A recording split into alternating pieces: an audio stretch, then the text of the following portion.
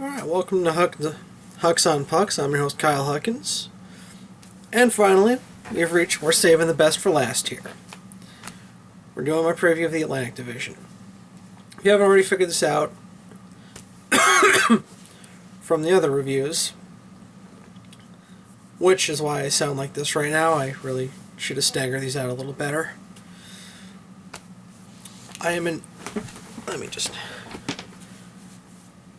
Unabashed New York Rangers fan.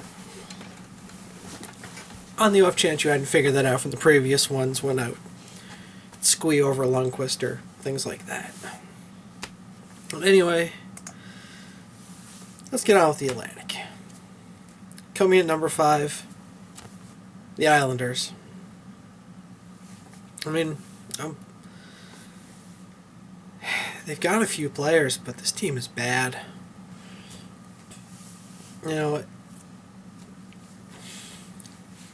Goal, you've got Evgeny Nabokov. His best days are behind him.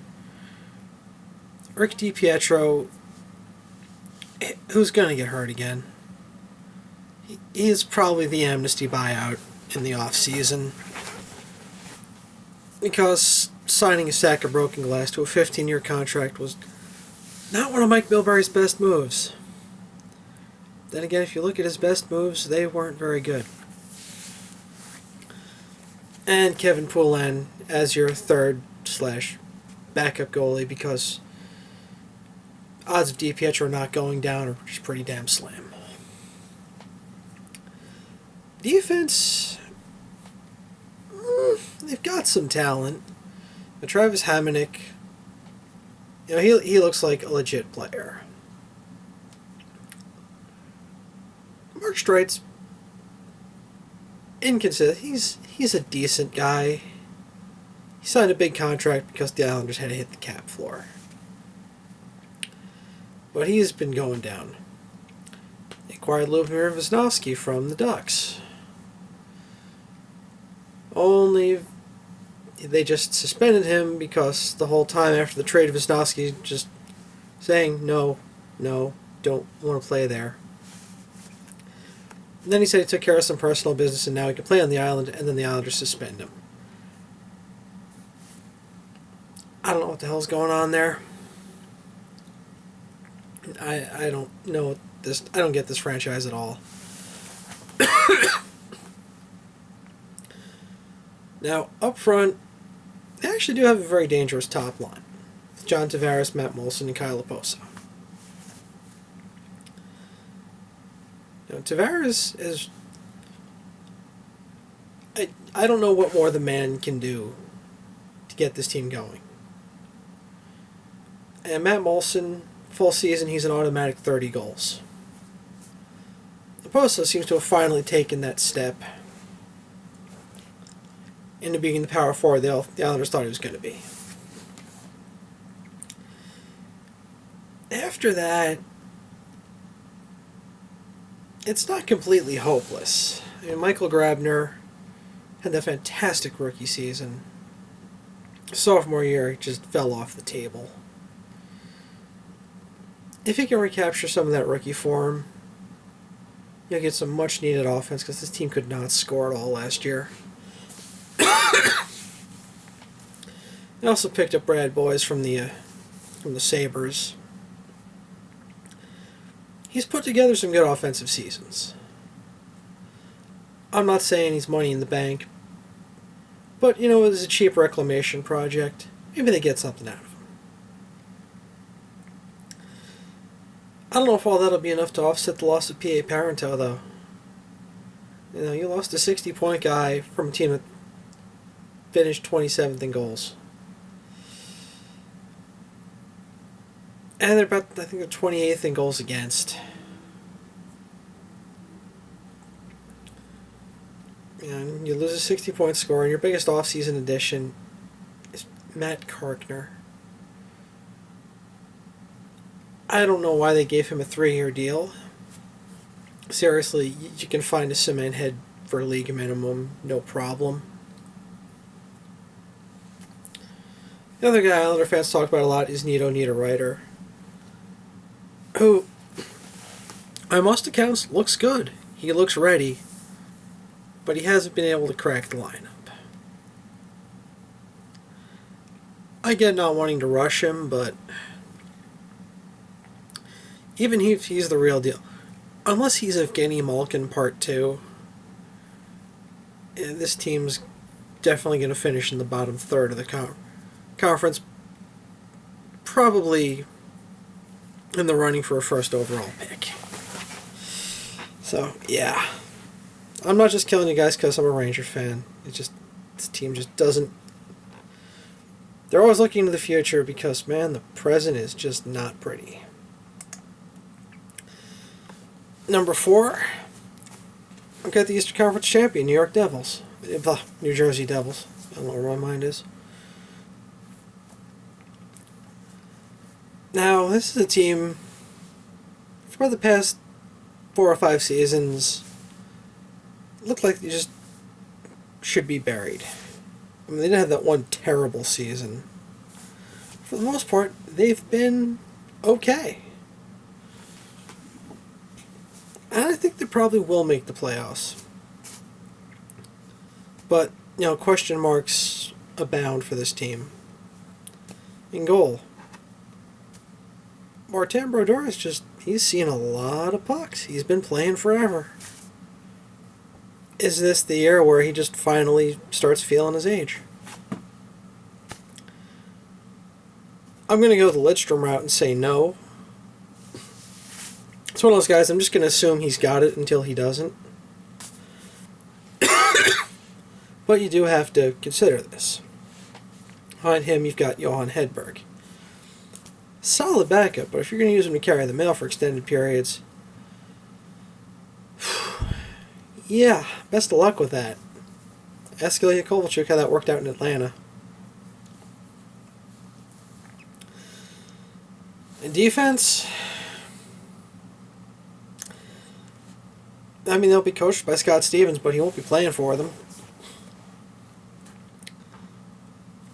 Marek Zidlicki came over from the Wild last year, and he was brutal every time I saw him play. I mean, he'll probably have a job because they really don't have a whole lot to choose from on that blue line. Hoping sophomore Eric Larson can step up. Adam Larson can step up. Yeah, he was the third overall pick. They're very high on him. If he can step up, fill a hole, they'll be very, very good shape. Henrik Talinder, Bryce Salvador, Anton Volchenkov. Decent veterans. Nothing great, though. Salvador is also the new captain after getting a 3-year deal after having a great 2 weeks against the Rangers in the playoffs. Not sure why they gave him a 3-year deal, though. Up front, well, hey, you lost Zach Parise. Pretty decent offensive team, but that's a hard player to replace. He's your captain, and again, he's another one of those guys does just about everything except play center. He's good offensively, he's good defensively, kills penalties, power play. Not really hoping Travis Zajac can recapture his form after signing him to an 8-year deal.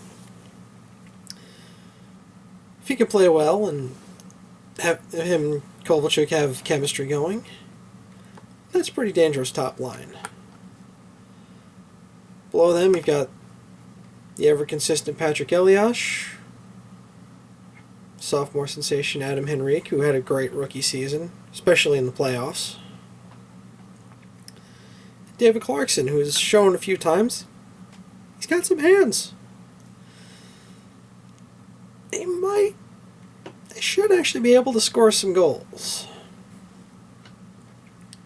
Now, honestly, even down to the fourth line, we got Steven Gianto, Ryan Carter, and Steve Bernier. There's talent there. Hopefully Devils fans can forgive Bernier for that major he took against the Kings in Game 6. Whew. I think that was the karmic repayment for the McSorley stick penalty. But all in all, this team's... They've got offense, got an alright defense, and their goaltending is solid until proven otherwise. Like I said, if this is the year Broder's play goes off the cliff, well, they're screwed. They're just doomed. Although when I say it out loud, I'm kind of rethinking picking them fourth. Because ahead of them, I've got the Philadelphia Flyers.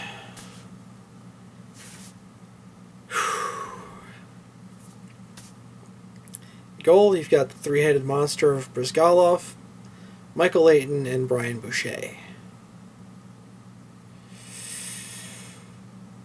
If you're a Flyers fan, you're drinking already.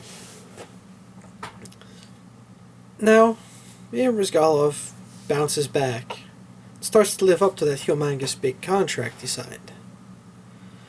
Which is your only hope, because this is the fourth time you've gotten Brian Boucher. He's 36, and he was really never that good. Michael Leighton, he got hot for a few years ago in the playoffs. And now he's an AHL lifer. So Philadelphia has actually managed to downgrade their goaltending, because Bobrovsky is better than either one.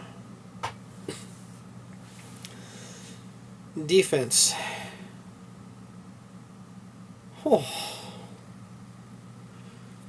Offseason, got hit by a wave of injuries, and Matt Carl, their best defenseman, leaving to go to the Tampa Bay Lightning. When you've got bad goaltending, you don't need to add a bad defense in front of them. Now, they've added former Islander Bruno Gervais. Big deal. And they traded James Van Riemsdyk for Luke Schenn, a guy who was playing on Toronto's third pair last year. They gave up James Van Riemsdyk for a third pair defenseman off a bad defense. I don't get that move, Paul. Really, Mr. Holmgren, I'm confused. Up front, center is the strength of this team. Claude Giroux, breakout season last year. I think he's definitely an MVP candidate before the season starts this year. Danny Briere, great guy to have in the second line, but he's going to miss a few weeks with a wrist injury. Sophomore Sean Couturier, he had a great rookie season. Pretty good defensive forward. He's developing offensively. And former Penguin Maxime Talbot on the fourth line. Down the middle, they're in good shape. Right wing, not a whole lot to write home about, especially with the loss of Jaromir Jagr to the Dallas Stars. Jakub Voracek's a decent player. Wayne Simmons looks like a pretty good power forward. Big, aggressive, has hands. Very much a prototypical Flyer. He fits in well there. And then you've got Matt Reed, who acquitted himself pretty well last year. And Zach Ronaldo and Jody Shelley are duking it out for the resident meathead spot.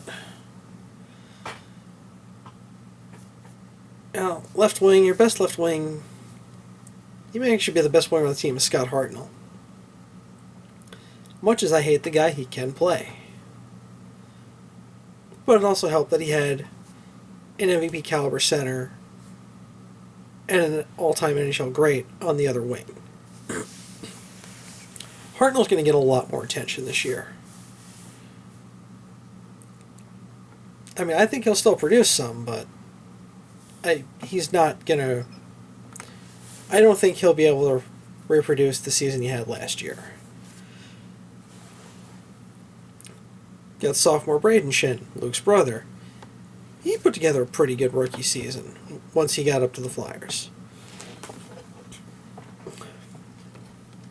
Say what you will about that Mike Richards trade, but getting Simmons and Schenn, Holmgren did good. Yeah, he did good that trade.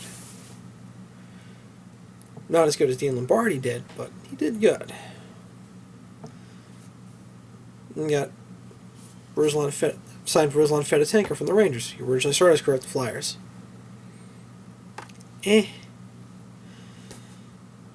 Fitz is a useful checker. He's got a bit of touch, nothing special. And figure, fourth line, you'll have Tom Sestito, the guy who makes Jody Shelley look talented. Yeah. No, Flyers fans, I'm really not sure why I'm picking you guys ahead of the Devils when I'm thinking about this out loud. I think it's just the depth you have at center. But yeah, Claude Giroux, he better eat his Wheaties this year. Because that's about the best chance you guys have to get in the playoffs.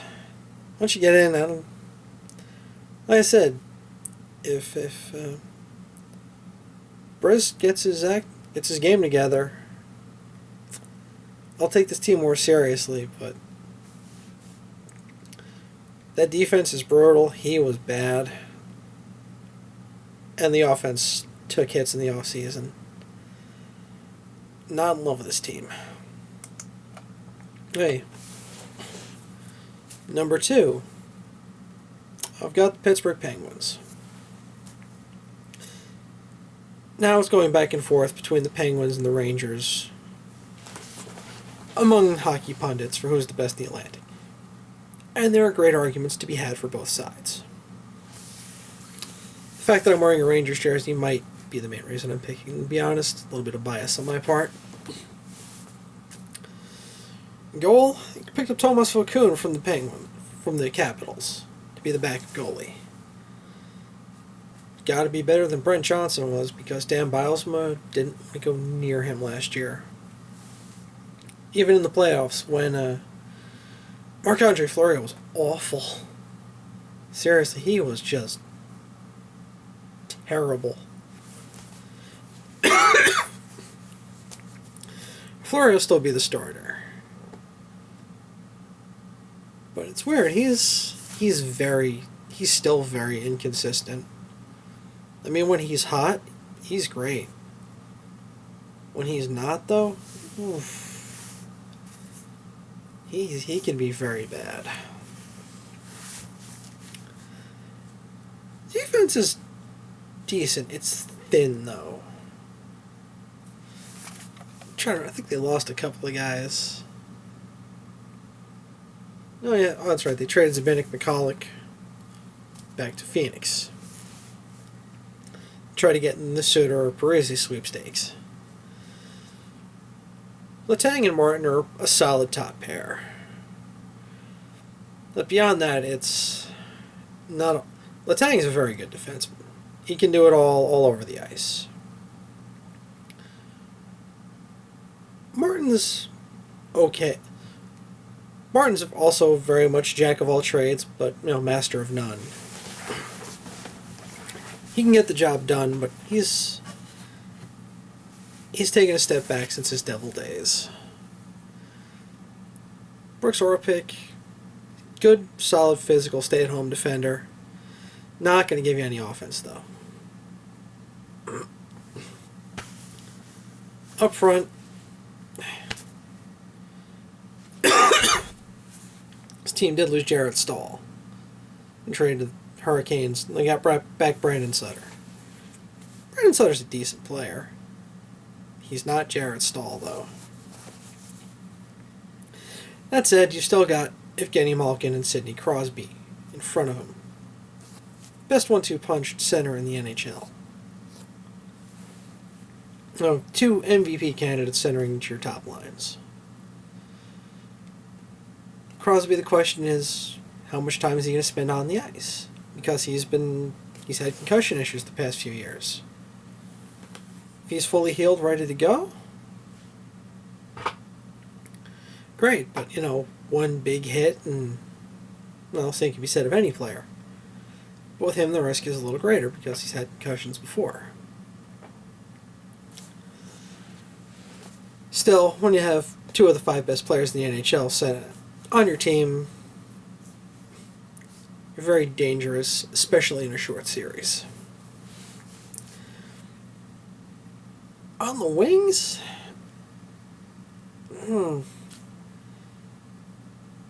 James Neal is very good when he gets to play with Crosby or Malkin. You know, first when he came over, they were both injured, and he did nothing for them. I figure paired with one of them, he should be fine. On the right wing, Pascal Dupuis. He's produced in Pittsburgh. I don't think they love him on the second line, but he has produced. Tyler Kennedy's a perfect third line player. He's tough, he's agitating, and he can score a bit. And Craig Adams, solid penalty killer. Very useful guy they've had for years. Left wing. Yeah, Chris Kunitz has been riding the left side with Crosby for years. And even since his Anaheim days, he's shown he's got some talent. But the fact that he's really one of the better wingers Crosby's played with in his career is really kind of a shame. Kunitz is good, he's not great. As much as I dislike Crosby for a lot of his BS and cheap shots, he's a supremely talented player. I would love to watch him with two top shelf wingers. That would be magic. I just wouldn't want to watch it against the Rangers.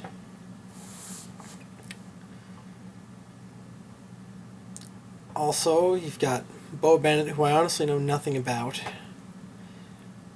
Matt Cook, who I give credit to. He's actually kind of learned to stop cheap-shotting people. At least he did for last season. Whether or not it starts again, who knows. And Tanner Glass. You know, physical banger, fourth liner, nothing to write home about. Main reason I'm picking this team second is, and I hate to go off of last year's playoffs, and it's not because of Marc-Andre Fleury's performance, but I'm wondering if that was just a fluke or not. Is this team still listening to Dan Bylsma? Because against the Flyers, they played just about the stupidest hockey I've seen a team play.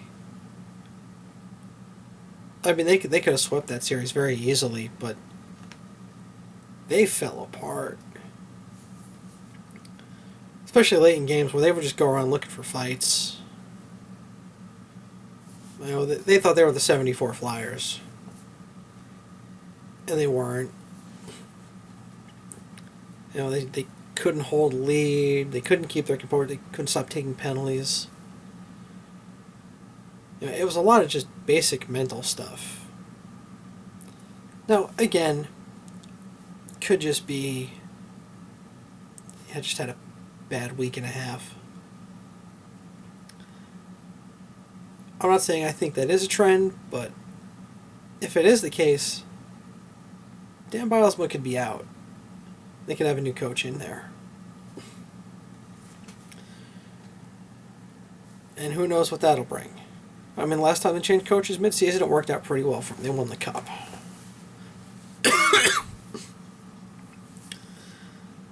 But that instability just makes me wary of them a little bit. That means, who am I picking number one? As if you didn't fucking know. Let's go Rangers. Okay, well, starting goal. Got the king. Got the reigning Vezina winner, Henrik Lundqvist. And while his puck handling scares me, everything else, I'm just... On those rare occasions when the defense makes those mistakes, most Rangers fans just kind of have the attitude of, thanks, got this. And he usually does.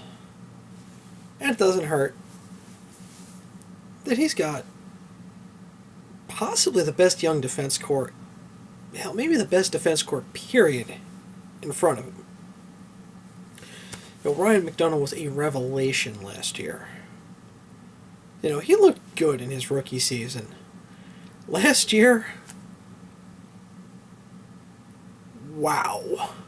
He was incredible. He just could not do anything when that man was on there.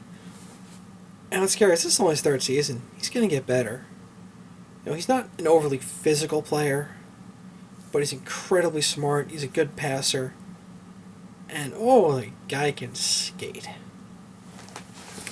Seriously, I don't know how Tortorella fights off the urge to just not leave him out there for 60 minutes. Well, okay, other than that one Washington game where he did.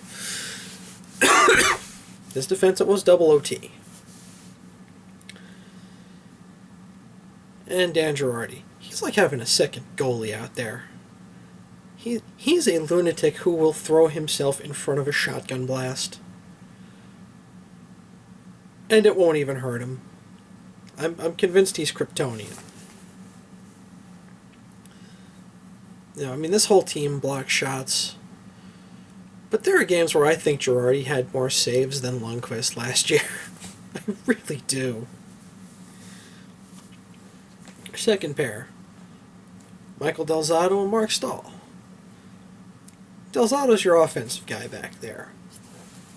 He's also one of the more physical Rangers. At least defensively.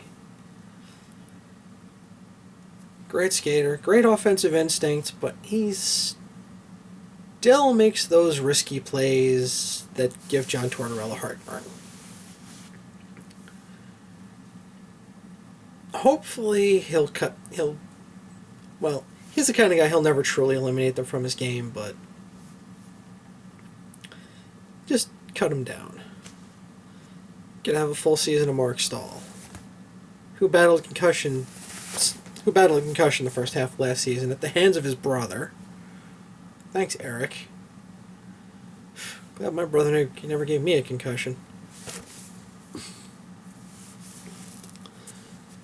Again, not a great skater.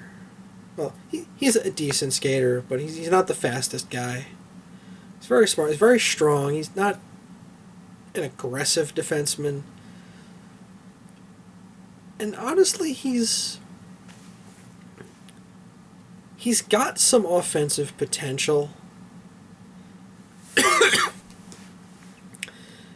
I don't know if we'll ever find out how much, but he's clearly got something there. And your third pair, it's going to be between Stu Bickel, Matt Gilroy, and Anton Strawman. Strawman's probably in, but he's streaky. No, he's very inconsistent. There are nights where he looks great out there. And there are nights where, he's not going to play for a few games. We've seen Matt Gilroy before he split last season between Tampa and Ottawa.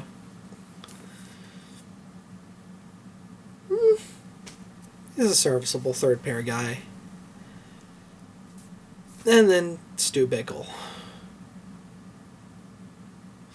Stu Bickel sucks. I can't lie. Stu Bickel's not good. There's a reason he only played 3 minutes in that double OT game. He's one of those guys, the more he plays, the worse he gets. The rest of that defense is so good. You can deal with him, especially with Lundqvist in net, but I like him in the press box. Or Connecticut. He's an AHL player. He's not good. But John Tortorella does seem to like him a lot. I don't know. Now, center, Rangers are okay at center. Center-wise, this is a very tough division to be in. Just the state of Pennsylvania alone, really a lot of great centers in this division. You know what? I'm comfortable with Brad Richards centering the top line. I almost said Brad Jones to send him a snob. I don't think I want to see him on the power play. I just want to see him make fun of horror movies. Now we get to see how the lines will shake out. I'm assuming Marian Gaborik will be on his right side, who appears to be fully recovered from the shoulder injury he suffered in the playoffs last year. On the left, could be Carl Hagelin again. Very fast player. Not great offensively, but his speed does cause problems in the forecheck. Could be rookie Chris Kreider, who looked great in the playoffs last year. I mean, he's a rookie. He's got a lot of work to do on his own end. But he can fly, and he can shoot. He looked great out there. Or it could be the new guy, Rick Nash. Ranger fans couldn't be more excited about getting Nash. Well, first of all, Rangers didn't give up all that much. Brandon Dubinsky was terrible last year. Kind of saw the limits of what Dubinsky can do. Artem Anisimov, I'd miss his ability to draw penalties, but Rangers' power play... And oddly enough, they weren't ranked that low. No, they were ranked 23rd.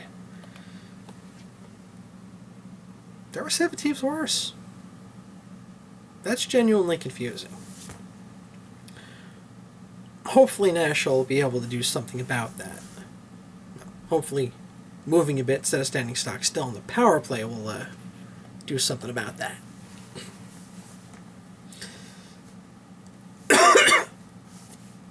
Derek Stepan's going to be your second-line center. And it'll be interesting to see him in a shortened season because he's always been a very fast starter who fades down the stretch. Maybe this will be good for him. Who knows? Ryan Callahan will certainly be on the right wing.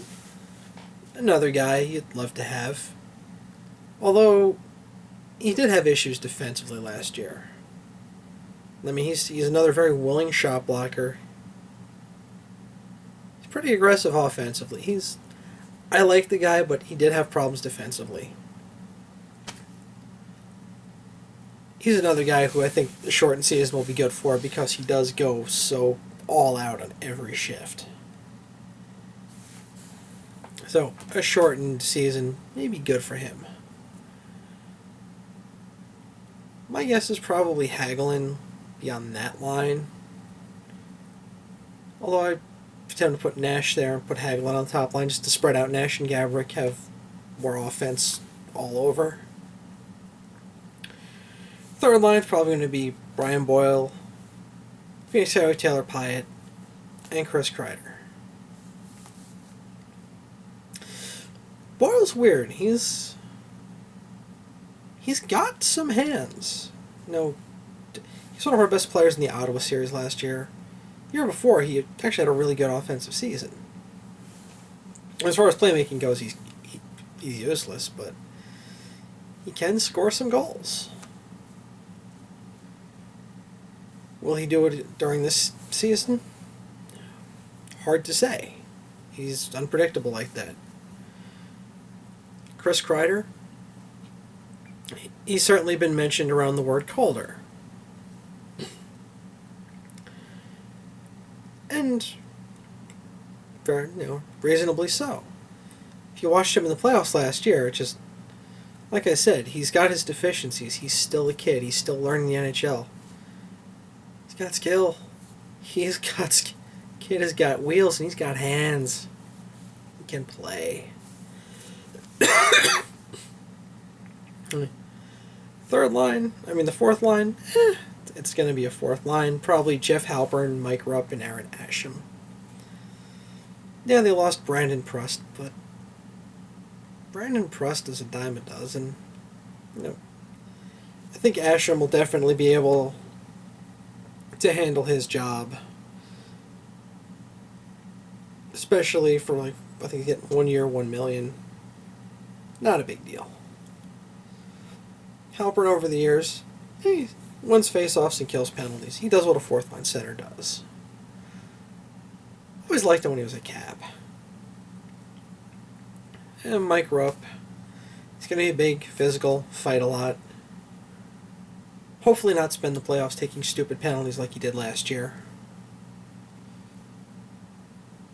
But all in all, I think this is the most complete team in the division. That's why I'm picking them over Pittsburgh.